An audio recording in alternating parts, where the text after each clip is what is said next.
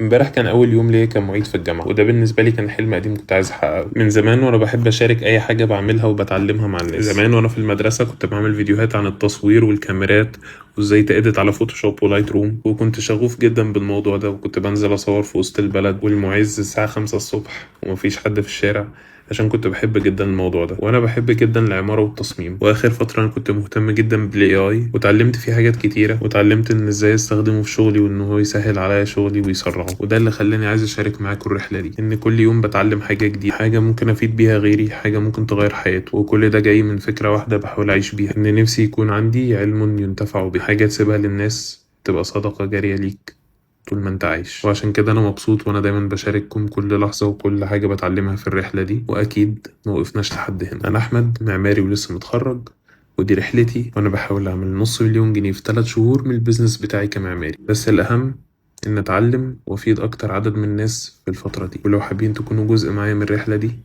ما تنسوش تعملوا فولو.